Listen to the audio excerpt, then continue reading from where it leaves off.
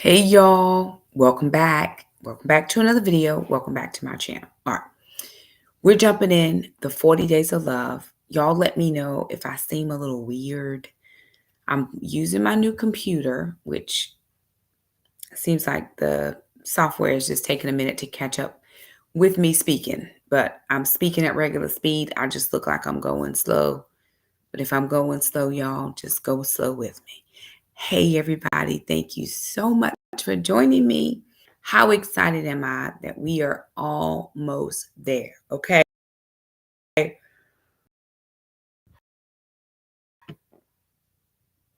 Tonight is prepping for day 38 tomorrow, which means we really only have 3 more days to go. And then this 40 Days of Love challenge is over.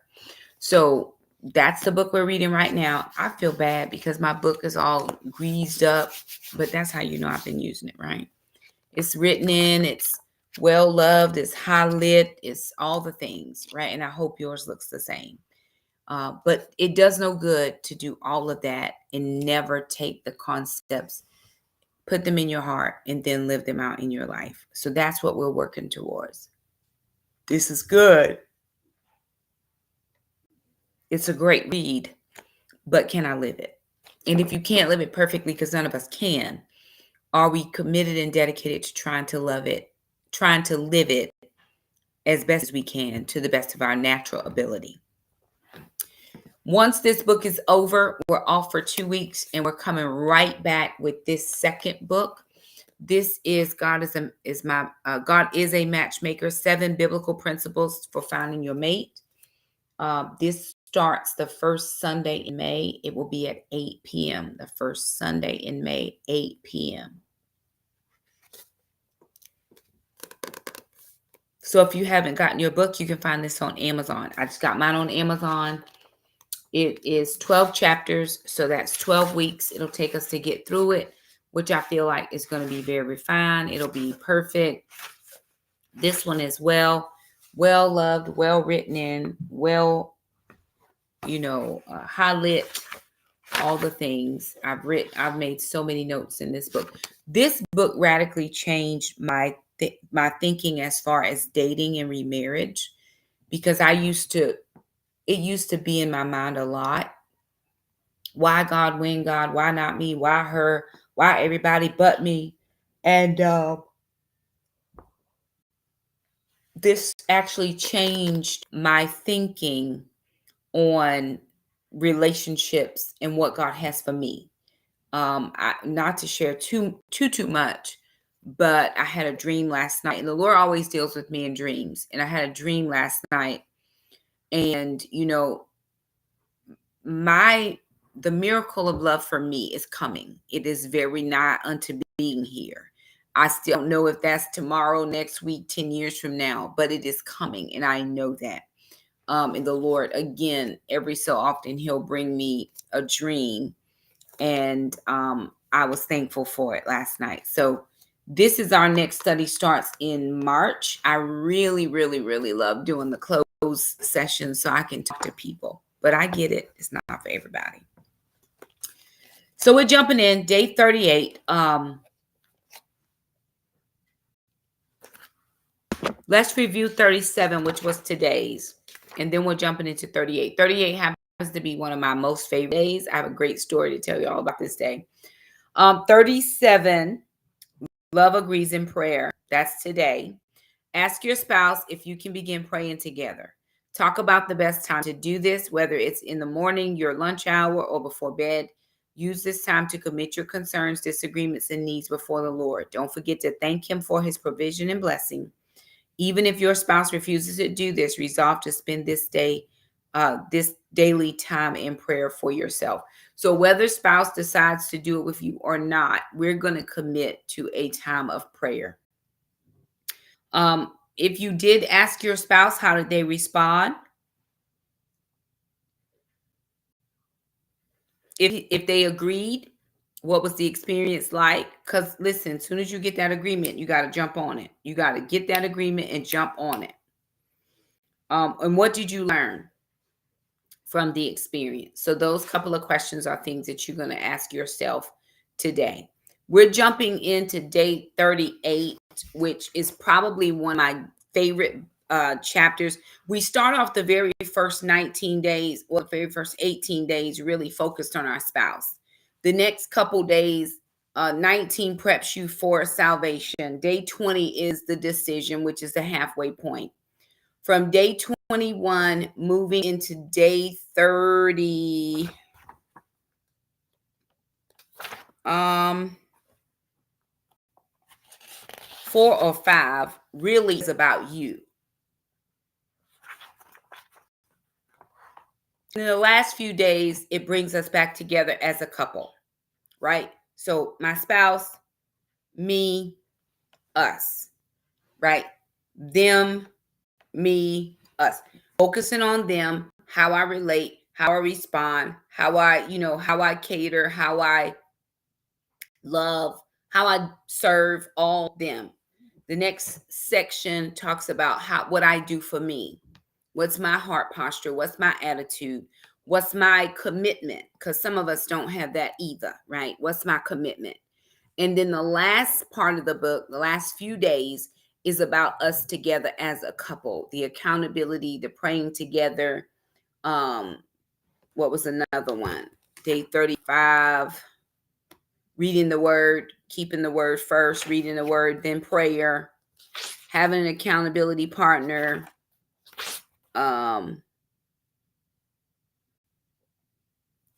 celebrating any good godly things that they're doing in their life. That was another one that was a really an us day, or a more of a focus, not just on myself. Hold on one second, y'all. Have to get my children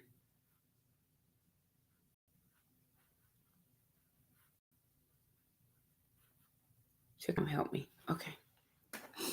So this last couple of days, again, is still very focused in the us, we togetherness. Day 38 is love fulfills dreams. This is an allowing day. One of your source verses is Psalms 37:4. Delight yourself in the Lord. And in another verse, translation, I believe it's the King James Version, it says, delight yourself also in the Lord. And he will give you the desires of the heart. That was an emotion that came out. Because I always associate my spouse coming as I'm doing the work of the Lord, what God has called me to do. And it is my honor and my privilege to do it. And I'm very thankful to be able to have this. There were many, many days when I just couldn't see myself without someone.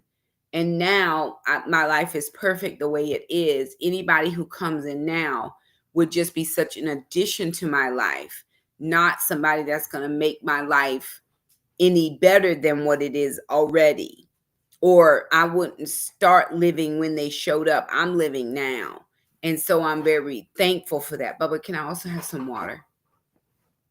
May I have some water, please? Thank you. So I'm very thankful for that. But love fulfills dreams. This is an allowing day. We have a couple verses here. Romans 12:15, Genesis 2:18, Galatians 6:2, and then 2 Peter 1:3 and 4. We've read these verses over and over again. One of the things I would encourage all of us, myself included, thank you so much, is after your 40 days are over, if you don't read anything else, because I know day 36 was talking about the word. If you don't read anything else, just read these verses that we've been going through this whole 40 days. A lot of them are repetitive. I think there are 7 allowing days, every day was like 7 or 8 things, right? Or every topic, attention, abiding, allowing, apology, all those. So spend time with the verses that went for those particular days. Stay up there, Brenda. Oh, Lord, the dog is trying to get off the bed. Well, she off now. Okay. All right. So I'm going to go to Romans. So spend time there in those verses. You don't have to get any new verses. Just spend time in these until you get them and you commit them to heart and to memory. And whenever you're going through something, you can pull up these particular verses. So Romans chapter 12, verse 15 says, let this hope burst forth within you. Is it? No, that's not 15. Oh, celebrate with those who celebrate and weep with those who grieve. Celebrate with those who celebrate, weep with those who grieve. And another translation will say, mourn with those who mourn. Genesis 2:18, one of my favorite verses for sure. The Lord gave me Genesis 2:18 through 25 about in 2022, and I had that verse for the whole year. 18 says, then Yahweh God said, it is not good for the man to be alone. Therefore, I will fashion a suitable partner to be his help and strength. God is already fashioning you to be the help and the strength of the person he wants you to be with. Now we get personal choice. I get to choose my spouse. I chose what I chose the first time. I promise you 100% it's for me. He allows me to make that choice. But going into it this time with my eyes wide open and my heart postured towards the Lord, there are a lot of pitfalls that I'm just not falling in anymore. They're just really a lot of things that I'm not going to succumb to that I might have succumbed to before because I am listening and really focused on the Lord. Galatians 6:2, and then I'm going to be that helper that my husband needs. Galatians chapter 6, verse 2. Love empowers us to fulfill the law of the anointed one as we carry each other's troubles. Again, that's bear the burdens of one another. And it's going to be important in just a second. And then the last verse he gave us was 2 Peter 1, 3, and 4. Everything we could ever need for life and godliness has already been deposited in us by his divine power. For all this was lavished upon us through the rich experience of knowing him who has called us by name and invited us to come to him through a glorious manifestation of his goodness. As a result of this, he has given you magnificent promises that are beyond all price, so that through the power of these tremendous promises, we can experience partnership with the divine nature by which you have escaped the corrupt desires that are of this world. Everything that you need on the inside of you to do and be who God says you are and do what God has assigned you to do in the earth is already in us. For most of us, it's still in seed form. I'm a novice gardener, meaning I'm not an expert by any means. I really just kind of put stuff in the ground and hope it comes up. I have started this year. I've already started some seeds. What I'm doing this year, instead of repeating what I've done in the years in the past, is I really am researching. I'm really researching what seeds to start, when to start them, when's my last frost date. Last frost date, North Carolina Zone 8B is April 28th. It is probably going to be about 50% chance I plant my plants April 12th, but the worst case scenario would be April 28th. How do you know that, Shakira? I looked it up. Because here's what I'm determined to do. I'm determined not to just sow my seeds to the wind and let them go any which way, right? I want to be a good steward over what God gives me. So it is up to me as the gardener to be able to know all the information that I need to know, grab whatever resources I can grab and use those resources to help me produce as much fruit as I can from my garden. I don't want to go out there and weed and mow and weed eat and all the things and fertilize, all the stuff that I'm doing and then not produce because I wasn't a good steward on the front half. That's the same in marriage. You have to get the resources. You have to go to the book that gives you the resources. You have to go to the places that are going to give you the resources so that you can be a good steward on the front end. Many of us, we're trying to save our marriages when our marriages are in trouble. But by the time you recognize that there's a leak in your tire, it's just about flat. So how can you hope to revive a marriage that nobody wants to be revived, especially the spouse that you've been married to for all this long time? And now all of a sudden, out of nowhere, you want to be reconciled? Oh, no, no, no.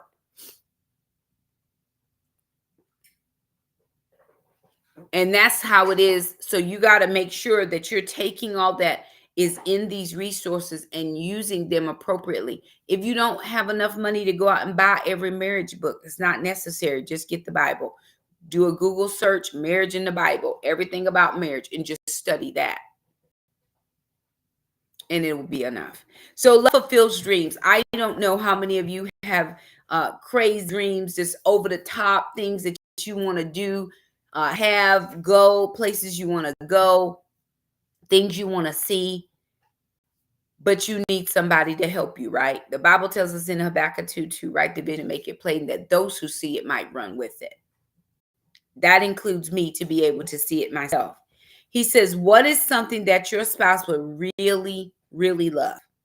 And how often do you ask yourself that question? Remember, we talked about it. Me, mine. I want my stuff. I don't want to share with you. This is mine. No, you can't have none. This is all mine. But how many times do I ask myself, what is one thing that if it were in my gifting to give my spouse, I could give? Not a lot, because we're too busy thinking about ourselves. So about when I did this study 2 years ago, and I hope she's okay with me sharing. I think I shared it last year and she didn't say anything. But one of my friends, Renee, she was doing the study with us as well. And we got to this day, and she had been listening. You know, you got to lean in and listen to what your spouse is saying. And her husband had been working on something, vintage motorcycle, something, I don't know, some kind of manly part or manly thing, car, motorcycle, something of that nature. He had been working on trying to restore it, rebuild it, or redo something to it. And there was a particular part he needed that he just couldn't get. I think it was a little expensive. He really wanted it, but he knew that there were some boundaries on their financials or whatever the case may be. Well, lo and behold, we started doing the study. We came to this day, and I remember her messaging me. She said, Shakima, you'll never guess what happened. She said, my husband's been talking about this part he needs, and he just hadn't gotten it, didn't want to spend the money or whatever. She said, but I got him the part. I got it for him. She said, it's supposed to be here a certain day, but it's going to be a little bit late, but it's still fine. And then when she presented it to him, oh my goodness, the sheer delight and joy in just his countenance from two things. First of all, the part was important. Thank you so, oh my gosh, I can't believe that you went to that expense to get that part for me. The second thing was you actually heard it, and then you fulfilled the thing that I said, right? What is it that if it were in your gifting and you didn't have, you weren't worried about money or whatever, you could manage it, that you would get for your spouse? What have they said they wanted that you've just been like, nope, not going to do that? Y'all, I remember when I was married, this is how broke we were. And I didn't know I was broke at the time. I can't even wrap my mind around that. Us both working 2 full-time jobs and still broke. I can't wrap my mind, but I'm sure it's how it was. But there was a time when I wasn't even allowed to go to the grocery store because I would spend too much money at the grocery store. Like, all we have is $35, and we're going to have to eat off of this for a whole week. And we had 2 kids at the time. And for me, just give me let me just go to the grocery store and buy what I want to buy. That, though, I like the grocery store. Most people don't like that stuff. I enjoy it. But one thing I really, really want is to be able to have a new car. Not a brand new 2000, whatever the latest number. I want a small SUV just for myself. I've been hauling kids around. I've been hauling the dogs. I'm hauling everybody around in my vehicle. I just want my vehicle for me, myself. No, you cannot get in it. I just want my own vehicle. What would it be like for me to come home one day or on a Christmas morning or my birthday, on whatever day, and my husband says, you know what, babe, we've been saving, and I heard you, and I knew that this was something that you needed and wanted. And I spent my hours working overtime and doing all the things so I could get this for you. Now, when it says love fulfills dreams, this does not mean to go into debt to buy something, right? but we can start saving now. I think another time that we did this, there was another lady, and I can't remember who it was to save my life. I'm so sorry if you're watching and I have forgotten your name. I didn't forget you. I just forgot your name. But I remember this lady did not have extra income. She just didn't have anything extra. And I said to her, I want you to manage your grocery budget, and I want you to just shop sales, and I want whatever you save at the end of the, at the end of the grocery shop, you put it in a cookie jar or something and just let it collect. Well, lo and behold, she did that. And of course, it was several years ago. Groceries were not as expensive as they are now. And I guess it's all relative when you look at the time, right? But anyway, she had saved up enough money that she was able to go to the bank and get a crispy $100 bill and slip it in her husband's wallet. And he goes on about his day, not even thinking anything about it because money is tight, right? He goes to stop at one of them little convenient mart things to pick up maybe, a drink and a nab or whatever, cracker or whatever. He opens up his wallet to pay, and he's got a crispy $100 bill that he can't figure out how got in there. And he gets home and he asks his wife, hey, babe, I had $100 in my wallet. Where did that come from? And she says, I was saving up and I wanted you to have it. Can you imagine, to the person who's watching every single penny, who might be, I know a lot of mornings I'll go to the gas station and fill up my car, and there's like all the guys going out to work for the day, and they're like 4 and 5 to a truck and whatever. Imagine that one guy on the truck who can never stop and get a meal. He always got to bring his lunch packed.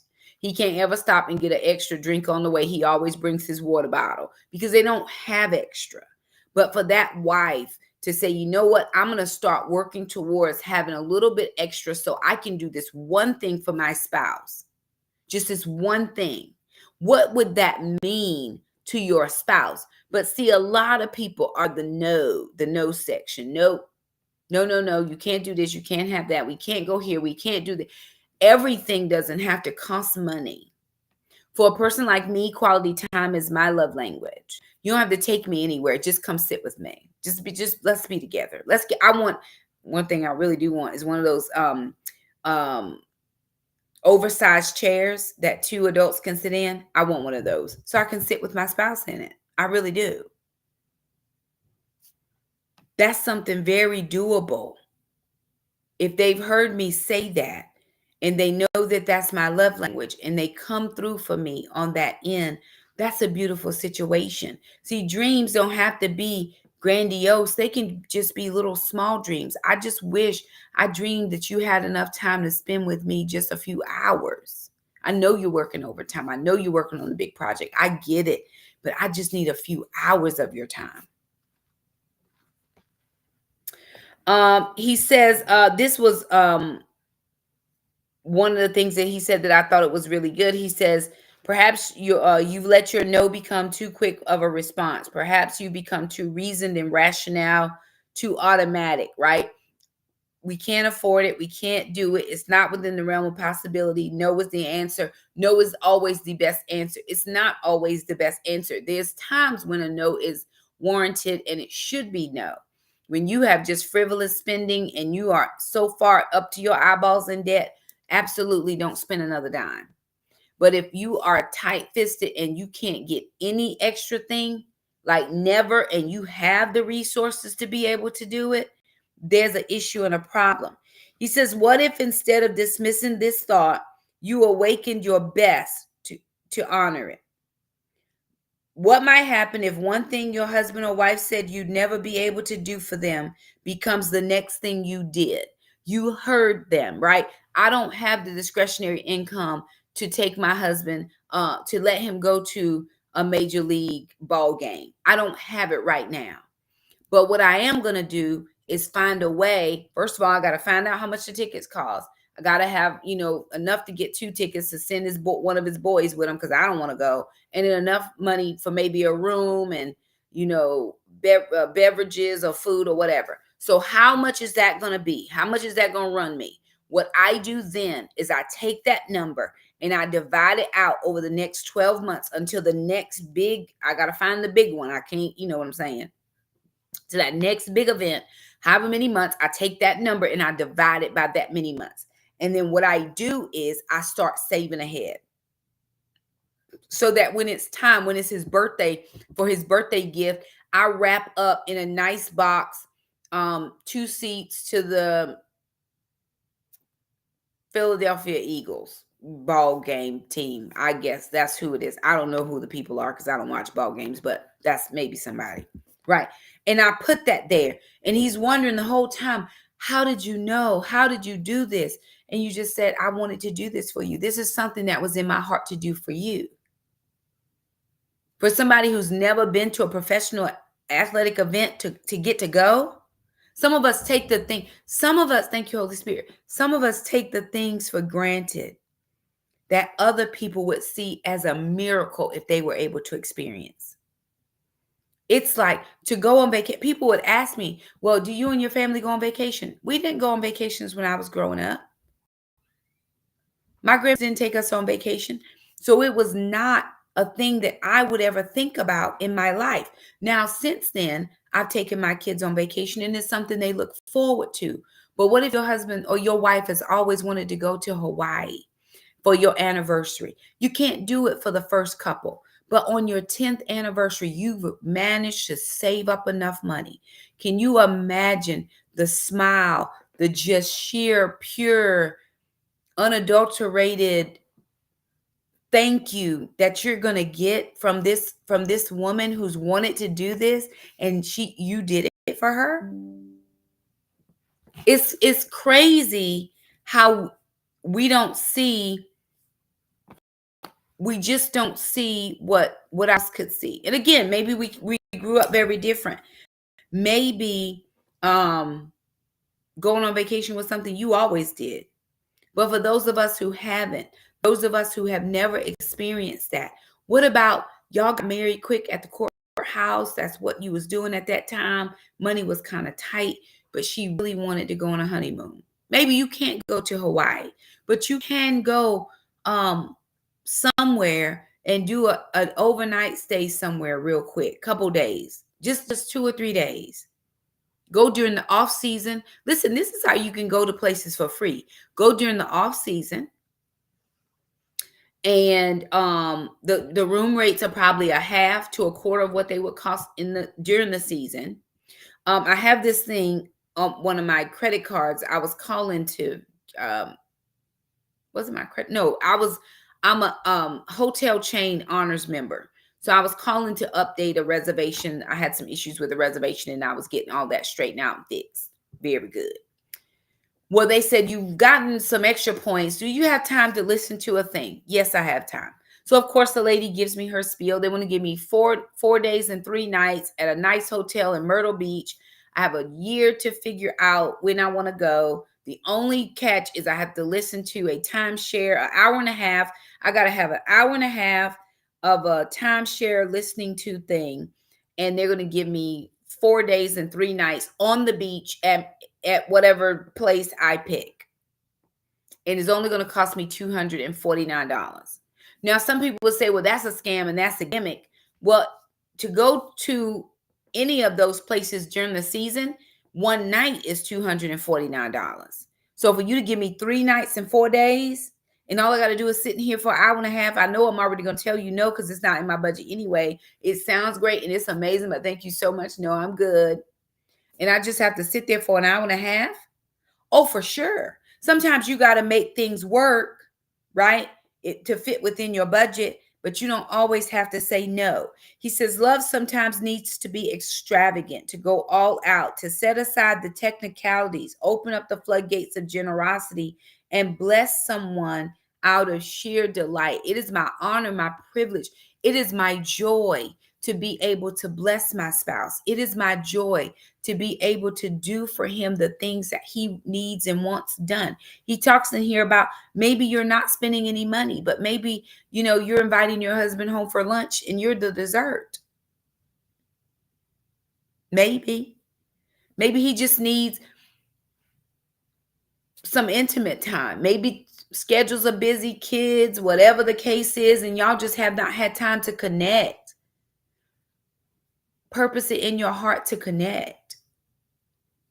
Here's a really great strategy. I know I'm old and maybe this is not very good to anybody else, but here's what I want you to do. I want you to go and rent a hotel room.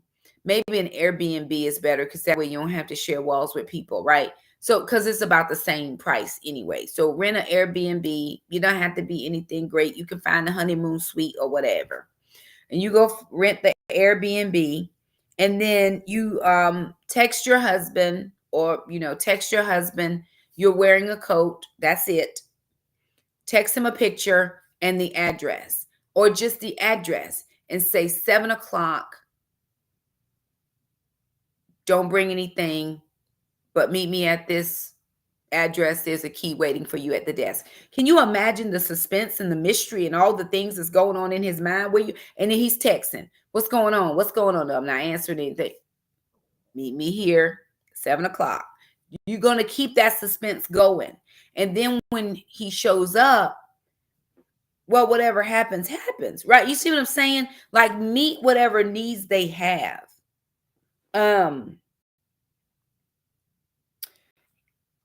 Put your whole self into this.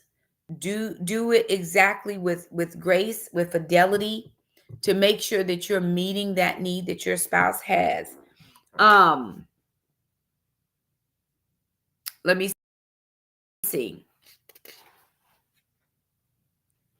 He says, not everything your spouse wants has a hefty price tag or can even be bought with money. You can secretly tackle a big project that has been on your mate's wish list for months. I get it. You don't have money.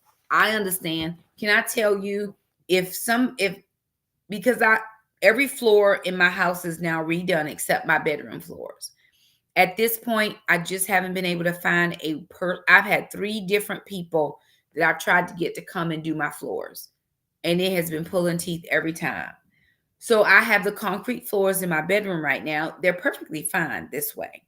What if if my husband were to just say, hey, we can't get the laminate right now, but I'm going to get some floor paint, some concrete paint, and I'm just going to paint this floor so I don't have to see the little orange spots where they were marking stuff all over the floor. And I'm going to just paint this up real good, make it shine real nice. My greenhouse is a wreck. What if I came home one day, the greenhouse was sitting on very level ground and it was all cleaned out and restocked because planting season is about to start. What if he moved my cattle panel arches and got those all moved for me? Just something that means something to your spouse.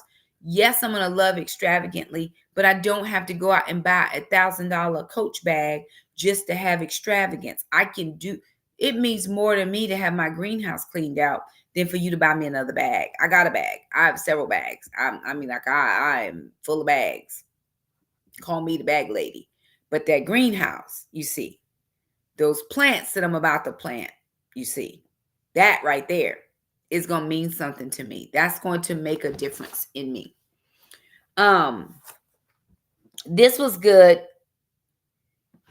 He says, dreams and desires come in all shapes and sizes, but love thinks lavishly while taking careful notice of each one. So here's what you're doing for tomorrow or as the days go along.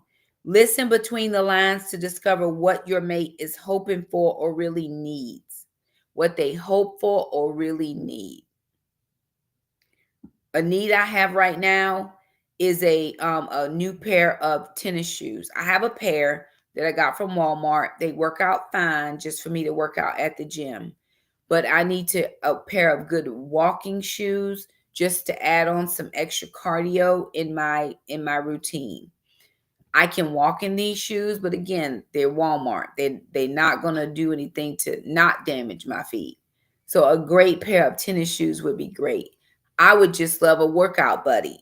You want to come to the gym with me? Oh my word. I don't really love the gym, but I still have to go. I would love for my spouse to spend time with me at the gym. Remember special things that are unique to your relationship or how you could create new memories during this season of your lives. Empty nesters. These are great moments and times for you to get in with your spouse to rediscover who they are, what they like, what they want to do, where they want to go. This is the time when you can go back and fulfill all the dreams that could never be fulfilled when you were raising children, when you were in the child rearing stage of life. You do not even know how Shakima is about to get her groove back. My youngest son is 15. He'll be 16 in a few months, and he has one more year of high school. Then off to college he goes, or whatever it is that he's deciding to do with his life. But all my other children are grown. I've spent the last 34 years raising kids. I'm about to get my groove totally back. And here's what's good about it now. I can afford to do some of the things I couldn't do then. And what better time than with the Lord blessing me with a spouse to be able to share all of those experiences with that person. Give when it would be a lot more convenient to wait, and daydream about opportunities so often that planning surprises become second nature. You always looking for a time to surprise your spouse. You're always looking for something that's going to make their day. They're going to be at work. They're going to show up to, what would it be like for me to show up in my office with a fresh bouquet of roses or tiger lilies or orchids on my desk? I've never received flowers at work before. Never. What would that be like? And they already there before I get there. What? Okay, I see you, sir. What you doing? You know what I'm saying? There's this great restaurant y'all want to try. But y'all have so many kids, you end up at Chuck E. Cheese every time. That would be something that would be amazing for you to do. We don't have any kids tonight. Dress up real pretty. We're going out on a date. Where we going? How I need to dress. When they ask you how I need to dress because they're unsure about what's getting ready to happen, tell them how to dress, and then y'all go and enjoy the time, the moments together. There's so many ways you can fall in love and stay that way. And I can't wait to experience all of them. And I want that for you. I really want your marriage to be the best marriage that it could possibly ever be. That's my heart for God's people. And I don't care how long we've been married, how much trouble we've had, or whatever the case is. Those things are going to work themselves out as we begin to work out our own stuff and we begin to work towards making the other person happy. We esteem each other higher than ourselves. But I believe that successful marriage can happen. I believe it can be our testimony. I'm going to have a testimony of years of love with my spouse. Years. Not we just this first initial part. No, we in love forever. And I want that for you. He says, we dare you to think in terms of overwhelming your spouse with love to exceed all their expectations with your surprising kindness. Whether it's free or a financial sacrifice, it needs to reflect your thoughtfulness and a heart willing to express itself with extravagance. One of the greatest regrets people have later in life is that they didn't love others more fully when they had the chance. Now is your chance. What is something your spouse would really, really love? It's time you started living out the answer to that question. Only you can answer it because you know they've said it, you've heard it. And again, you might have to do it in pieces, right? I may not can do the whole thing, but I can do piecemeal, a little bit at a time, a little bit at a time. And it's all going to work out. Day 38, tomorrow's there. Look at us. We getting out early. Praise God. Ask yourself what your mate would want and if it was attainable. Commit this to prayer and start mapping out a plan for meeting some, if not all, of their desires to whatever level you can possible. Okay? You're going to map out a plan. Even if you can't do it all today, I need to sit down. I need to come up with a plan, and then I'm going to execute this plan. Day 38, that's your dare for tomorrow. After tomorrow, we have 2 more days. We will be done with the 40 Days of Love, February the 13th, just in time for Love Day, so that you can go and spend some time with your spouse. We're off for the next 2 weeks. We come back the first Sunday in March for Derek Prince's God is a Matchmaker. Derek Prince, God is a Matchmaker. That's our next book. This is mainly for the singles, from the singles perspective. And so we've already done couples. We're going into singles, and we're really going to dig in. So please, please, please do 2 favors. Have this book and have pencil, paper, whatever, something that you can jot some notes down, because it doesn't do any good for us not to write some stuff in so that we can go back and read it, go back and study it later. That's absolutely fine, ma'am. Just catch it whenever you can. All righty, y'all. I love you guys. Like the video for me. Share, subscribe, follow whatever platform you're on, and doing whatever you can do. But we appreciate you so much for being here. We love you with the love of the Lord. I'm praying for you, rooting for you. I'm rooting for your marriage. I really am. I really, really, really am rooting for you. I want you to do the best things, you and your spouse together. All right. I love you guys. Thank you so much for joining me. I'll see you right back here tomorrow night. Remember, it's Tuesday night, so I may be a little bit late, but I will be on. Don't worry. Shakima will be here. Thank you guys so much for joining me, and we will see you all the next time. Bye now. Bye, everybody. Thank you for joining me.